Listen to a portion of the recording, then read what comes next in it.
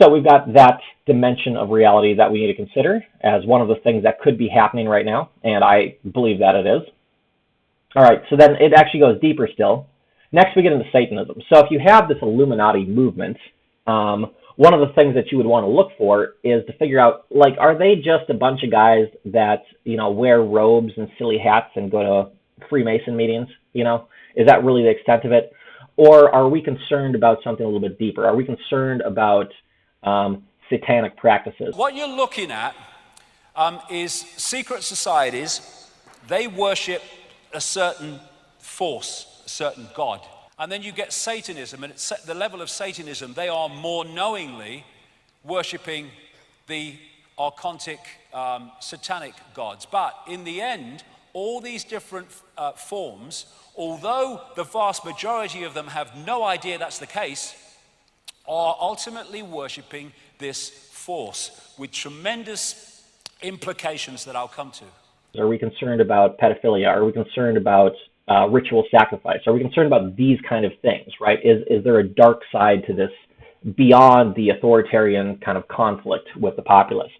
And I believe that there is quite a bit of evidence actually that shows that, yes, I do believe this is happening, that there is some seriously messed up stuff going on.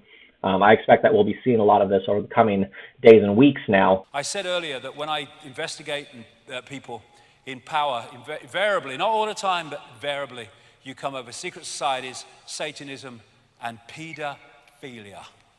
There's a reason for that, and it fits into what I'm talking about. In 1998, I put this book out, The Biggest Secret, which exposed former Prime Minister Ted Heath as a Satanist, child-killing, child-sacrificing, child-torturing pedophile.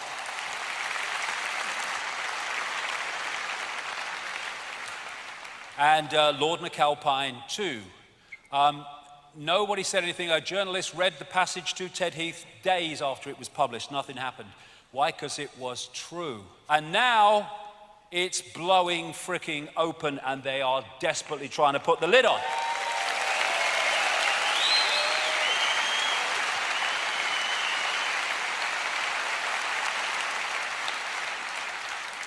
Pedophilia is absolutely infesting the establishment at multiple levels, right to what they allege is the top, for reasons I'll come to. All over the world is the same. The number of children being abused by the rich and famous, never mind others, is absolutely staggering. And there's a reason for it. That Australian Satanist said this in that document: politicians are introduced by a carefully graded set of criteria and situations that enable them to accept that their victims will be our little secret. Young children sexually molested and physically abused by politicians worldwide are quickly used as sacrifices. In Australia, the bodies are hardly ever discovered, for Australia is still a wilderness. And this is what is going on. This is what Ted Heath was doing.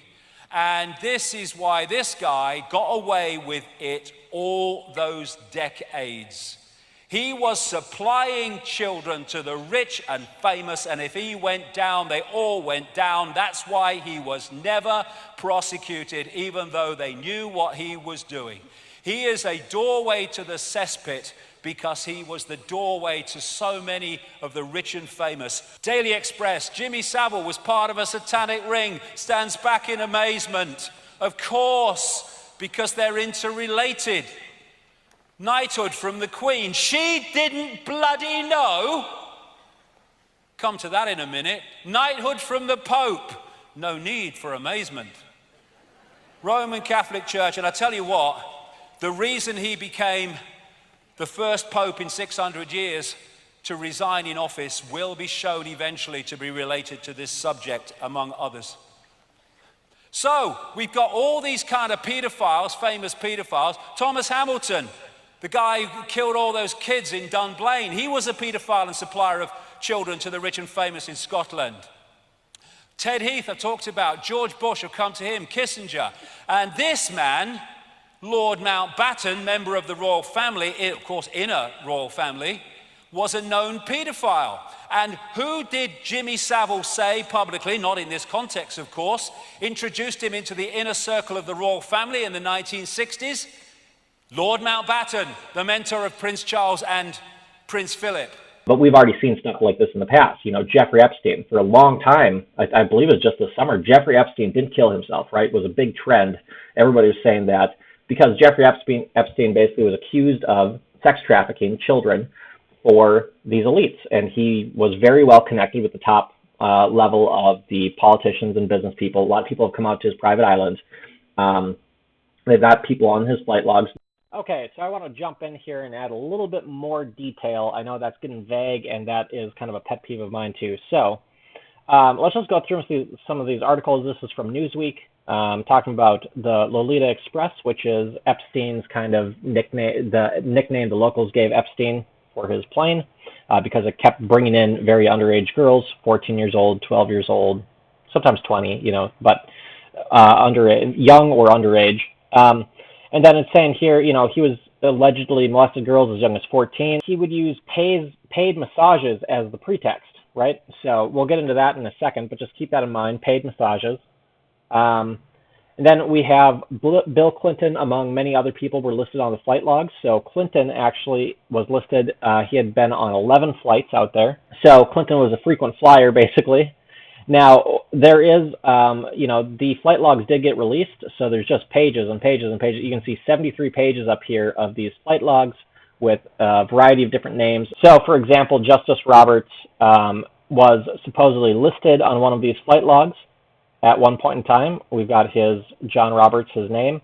Now, he's denied it. Of course, Bill Clinton's team denied that, you know, he had no idea that Epstein was doing anything sketchy. They were just good buddies, or he was going out to his island, right? So all of these guys, when you're just on a verbal level and they can say yay or nay, of course they're going to deny it. And, you know, obviously, why would you not deny that?